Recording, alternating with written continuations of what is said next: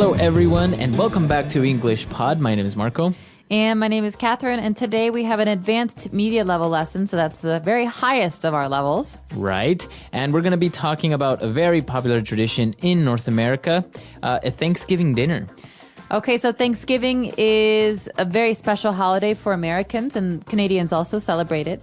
But on different dates, right? Canadians have it on a different date. Exactly. I'm not sure what the Canadian date is, but Americans celebrate it at the end of November. The day changes every year because it's a Thursday, but we usually have the day off from work or school, and we all eat together and celebrate the year and celebrate the harvest and celebrate our families and friends. So this tradition of Thanksgiving, what do you commemorate or what do you celebrate? Well, we actually celebrate the first harvest that the Pilgrims had when they were right off the boat in New England. So that's the eastern part of America. These people had come from England, and they were trying to find a new land and a new life, and they ended up in the Massachusetts area. And they didn't know how to farm. And they didn't know how to work the land. And so the Native Americans who were living there at the time helped them out, helped them grow corn, helped them find out how to use the land in a productive way. And so when that first harvest happened, everyone was able to grow, it's actually a year after they arrived, everyone was able to grow corn and food and crops, and then they all shared a meal together to celebrate this wonderful occasion. Wow. And it actually helped them survive the winter because most of the Pilgrims, most of the settlers, they died during the first winter. And so this was a really great thing for them. Wow. That's really interesting. An interesting aspect of history and why this is celebrated mostly, as you say, in North America and Canada, and that's why many other countries don't really have it. But it's a popular get-together, and, well, what you usually have is a turkey, right? Exactly. So turkey is a very big bird, and they go gobble, gobble, gobble, gobble. And they have that kind of really red, long kind of thing on their necks. And big tail feathers. And they're delicious. But the funny thing is about turkey that there's a chemical in it that makes you very sleepy. Well, not a chemical. There's a protein in it that makes you very sleepy. Oh, really? I didn't know that. So the joke is that after you eat dinner on Thanksgiving, everyone falls asleep on the sofa. Well, Thanksgiving meals in the United States are very, very big. They're very elaborate, right? You not only have turkey, but you have pumpkin pie, and you have mashed potatoes and gravy, and just like a table full of food. Exactly. And it's a way to celebrate, well, to give thanks for all the things that you have. And so we like to cook a lot of food to celebrate that. And they're all fall foods. So squash, pumpkin, potatoes, things like that. All right. So we have a dialogue here. So it's just that. It's a guy who is preparing a turkey dinner and also preparing pumpkin pie, but he's doing it in a very peculiar way. So why don't we listen to the dialogue, and then we'll come back and just talk a little bit about the different terms that he used.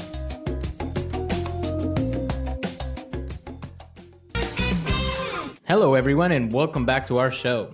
Today, we are going to learn how to cook the perfect Thanksgiving turkey. I will share a secret that I have kept for over 30 years on how to cook the perfect, most mouth-watering, juiciest turkey in the world. Let's get started. First of all, we must bring out our key ingredient, whiskey. You see, the grains used to make whiskey along with the alcohol brings out the flavor of the turkey meat. Let's pour 1 cup of whiskey on the turkey and serve yourself a cup as well. Cheers. That's good 12-year whiskey right there. Okay, back to our turkey.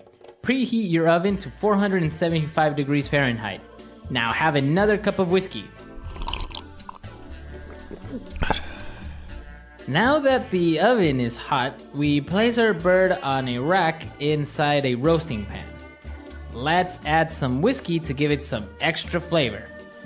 And let's have another cup. That hit the spot. There we go. We can leave it in there for the next 45 minutes. In the meantime, let's have another sip of whiskey and start with our delicious pumpkin pie. Lightly whisk together 2 eggs and the extra yolk in a large bowl. Once that's ready, we can put sugar, spices such as cloves, grated nutmeg, and cinnamon with some cream and dark rum into a saucepan. Slowly bring up to simmering point, stirring occasionally. Now you may notice that we are using some dark rum in this pie. This is because the richness of the pumpkin is beautifully enhanced by the dark rum. So to celebrate this great occasion, pour yourself a glass. Cheers!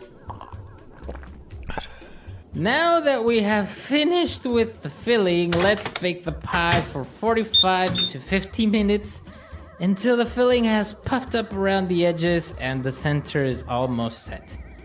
All done. A cup of rum to celebrate the completion of this great Thanksgiving dinner. After waiting for an hour and having a couple of drinks, it's time to check on our turkey. Take the turkey out of the oven. Pick the turkey off of the ground.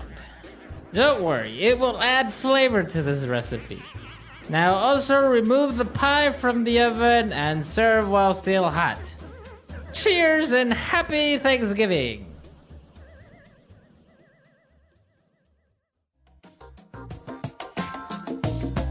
All right, we're back. So I think this is going to be one great Thanksgiving dinner for him. Oh my gosh. And talking about this is making me so hungry. This always happens when we have food lessons. What about, do you have any family members who actually drink a little bit too much during Thanksgiving? Yes, and I won't say who. All right. So as he was preparing the Thanksgiving dinner, he mentioned a couple of things. For example, a mouth-watering turkey. Mouth-watering. So this is a way to say appetizing. You know when you see something delicious on TV and yeah, your mouth starts to water. You're salivating. That means that your brain is telling you that you want to eat it. Right. And so your mouth starts to water. So we say that something that's very appetizing, something that looks like it will taste very, very good, it's mouth-watering. Mouth-watering. All right, so he was preparing a mouth-watering turkey. Mm-hmm. So moving on, he mentioned that he had a key ingredient for his turkey, and it was whiskey. Not only whiskey, but 12-year whiskey. Okay, so the thing about whiskeys is that oftentimes on the label of a bottle, they'll advertise how old the whiskey is because you pay more for older whiskeys. They have a better taste in many cases. Well, I guess it depends. But in this case, it's a 12-year whiskey. That means that it was stored in a cask for 12 years to let it age. Mm-hmm. And then they sell it after 12 years. And so that's the special ingredient. That's the special ingredient, 12-year whiskey. And well, he not only put it on the turkey, but also he had a couple of drinks himself. And in one of those, he mentioned that hit the spot. That hit the spot. What spot? The spot. Okay, so this is a really common phrase in English that we use to say that something is very satisfying. Mm-hmm. So that hit the spot. And not only for drinks, right? No, you could use it for food or anything, really. So in this case, I could say, oh, I was so hungry. That sandwich really hit the spot. Okay. I really needed to eat right now, and that sandwich was perfect. That was perfect. Mm-hmm. All right. So that hit the spot. Now, when he referred to the turkey, in one occasion he said, we place our bird on a rack. All right, so what's a bird and what's the rack? Okay, so this is really interesting. We talk about the turkey oftentimes when we're making commercials or talking about recipes as the bird. So you want to take out the bird and you want to open the packaging. So the bird is the turkey. A turkey is a kind of bird. You can say this about chicken as well because it's another kind of bird, but this is a kind of a colloquial term in cooking for whatever bird you're cooking. Right. Okay. And when you're placing it on a rack, what's a rack? Okay. So in our ovens, an oven is it's a kitchen appliance that you have that heats up food. But it's not like a microwave. It's much stronger. And so inside there are metal bars. They're like shells, but they're open. And so these metal bars are called a rack. Okay. So you put the turkey in the oven on the rack. Right. You can't put it on the base of the oven because then it would burn up. Exactly. And you don't have a shelf because that would be a problem. All right. And moving on the instructions when he was preparing the pumpkin pie, he told us to lightly whisk together 2 eggs. So we have a verb here, to whisk. To whisk. So that's not only a verb, but a noun as well, right? All right. It's an instrument. Exactly. And this is a verb we often use with eggs. So to whisk eggs. You can also whisk like sauce for a salad, so like a salad dressing. But it's a way that we stir something. And so oftentimes we have an instrument called a whisk that's not like a fork. It actually looks kind of funny. It's got bars on it. Like wire that kind of make a circle. Exactly, and they are very thin wires, and you usually stir very, very, very quickly. Especially if you have eggs, this will break up the egg, and Right. it becomes kind of like foamy. Foamy, yeah. To make like an omelet, for example. Exactly. So to whisk is a kind of it's a way to stir. Okay. And then he mentioned some ingredients such as sugar, spices, and grated nutmeg. So what is this verb, grated nutmeg? Or an adjective, grated? Exactly. So this adjective grated means that, it's a kind of way to cut up something. And so you often hear the term grated cheese. That means not a big chunk of cheese, but we push it against a board to get little pieces of it to fall off. And that's called grated cheese. And so in this case, we have grated nutmeg. That means that it's been kind of, the nutmeg comes in Very pods. small pieces. Yeah, pieces, and we're breaking it down. All right. Very good. And he also mentioned something about bringing the sauce to a simmering point. What is that simmering point? Okay, simmering point is a time when you're cooking where the liquid goes from being calm to being very agitated and moving. But it's not boiling, right? No, boiling means you have big bubbles. Right. Like boiling water. But simmering is where it's kind of little bubble. There's a little bit of action on the surface of the Okay. liquid, but it's not boiling. It's in the middle between flat and calm and agitated and boiling. Boiling. Okay, so that's the simmering point. Very good. And that's pretty much all of the interesting phrases in the dialogue. There are a lot more, but we don't really have time to cover that huge amount of rich vocabulary. So why don't we listen to this dialogue one last time?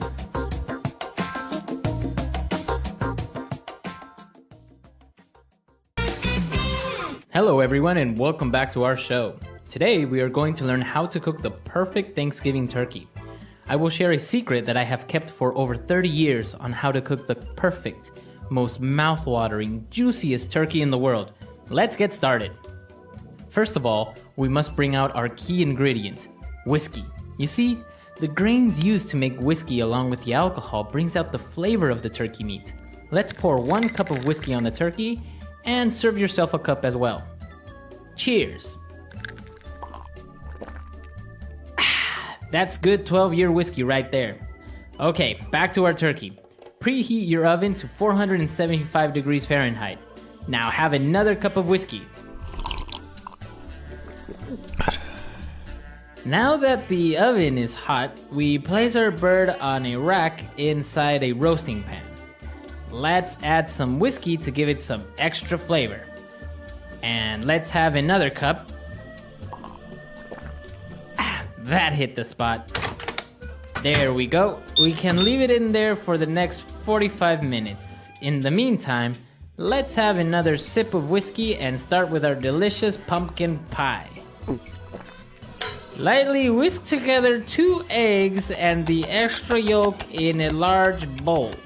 Once that's ready, we can put sugar, spices such as cloves, grated nutmeg, and cinnamon with some cream and dark rum into a saucepan.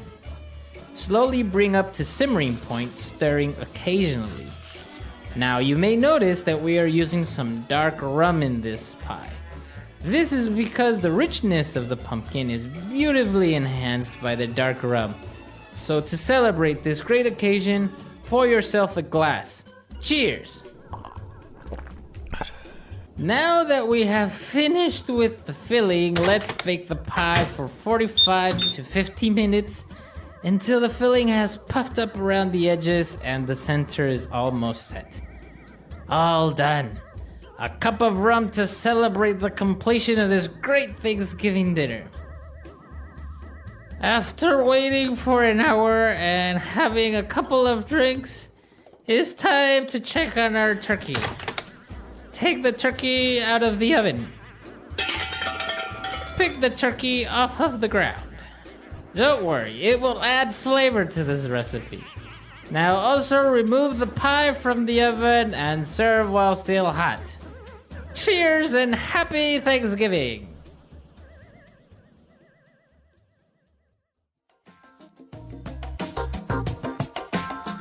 All right, we're back. So Thanksgiving dinner, really popular. Catherine, have you ever cooked or are you into the whole Thanksgiving feast? I'm very into it. It's my favorite holiday in America, mostly because everyone gets to celebrate it. It's not religious, so you don't have to worry about other people not celebrating it or Right. not knowing what to do.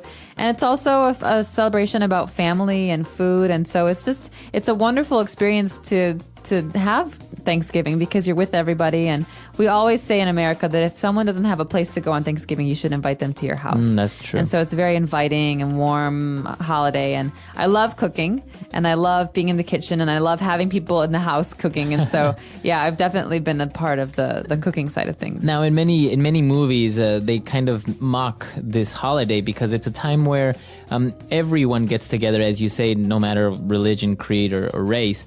And that also causes for a lot of family members to get together and argue and have discussions about politics or talk about family problems and stuff like that. So what do you think of that? Well, I think it's an exaggeration, but it happens. People get very stressed out during the holidays. They call it the holidays because this is beginning where you have Thanksgiving and then later Christmas. Right. But I personally don't have experience with that really on Thanksgiving because it's such a happy holiday for us.